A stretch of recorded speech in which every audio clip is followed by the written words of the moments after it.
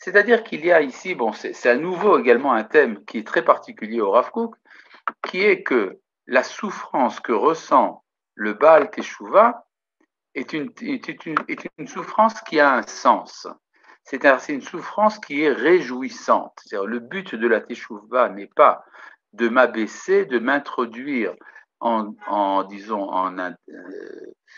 en une détresse. Au contraire, le fait que je ressente au moment de la Teshuvah une certaine détresse, une certaine souffrance, eh bien, cela est nécessaire pour me donner la joie. Je voudrais te donner pour ça une parabole toute bête, mais enfin qui peut aider. Si quelqu'un est malade, gravement malade, Chas Shalom, et qu'un médecin lui dit, voilà, nous avons pour vous, monsieur, un médicament qui est en expérimentation. On ne sait pas si ça marche, si ça ne marche pas. Ça va peut-être vous guérir, peut-être que ça ne va pas vous guérir. Prenez cette pilule. Si dans 3 heures, vous sentez de grosses douleurs au ventre, c'est que ça marche.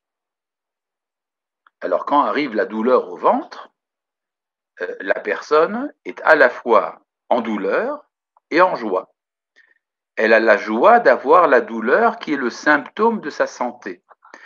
Pour revenir à la teshuva, c'est à peu près la même chose. Quand je fais teshuva, je ressens une certaine souffrance morale, une détresse même. Mais cette détresse est pour moi l'indice que ma teshuva devient efficace. Donc, je suis à la fois en jouissance. J'ai la jouissance de savoir que la teshuva est efficace.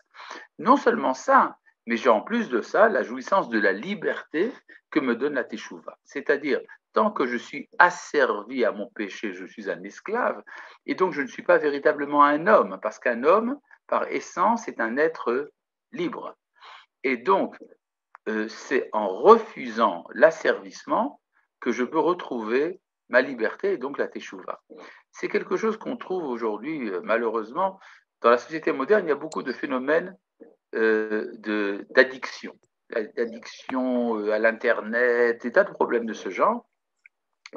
Et alors, il y a des tas de méthodes qui sont destinées à libérer de l'intoxication à des tas à l'intoxication alcoolique, l'intoxication à la cigarette, etc.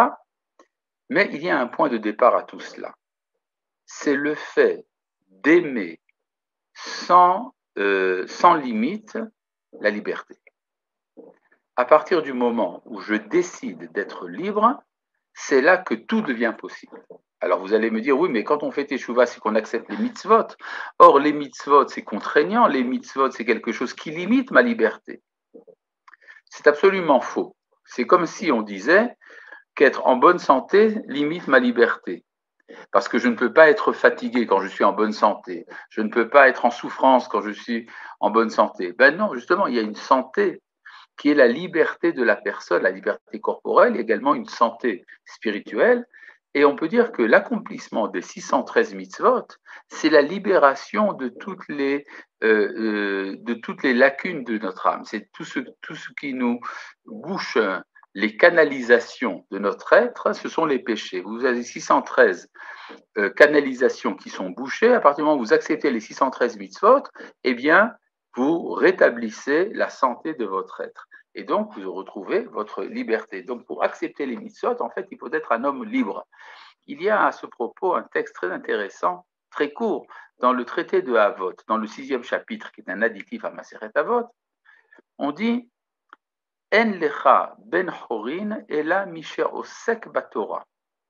Ce qui veut dire, si on le traduit véritablement, on ne peut recevoir la Torah que si on est libre. Vous allez me dire, mais c'est pas ça que dit la phrase en hébreu. La phrase en hébreu littéralement dit il n'y a d'homme libre que celui qui s'occupe de la Torah. Mais si pour me convaincre de m'occuper de Torah, on me donne comme récompense la liberté, ça veut dire que pour point de départ, j'aime la liberté. C'est-à-dire, on ne donne de récompense qu'à celui qui sait l'apprécier. Donc, ça veut dire que si je suis intéressé par la liberté, c'est que dès le départ, je suis un homme libre et donc je peux étudier la Torah. Et c'est alors que j'accède à la liberté suprême. Et donc, pour revenir ici à ce que dit le Rav Kook, quand je fais teshuva, je redeviens libre, je redeviens joyeux, et même la souffrance et la détresse que je ressens pendant l'amertume que je ressens pendant la teshuva, elle-même me réjouit parce qu'elle est le symptôme de l'efficacité de mon entreprise de teshuva.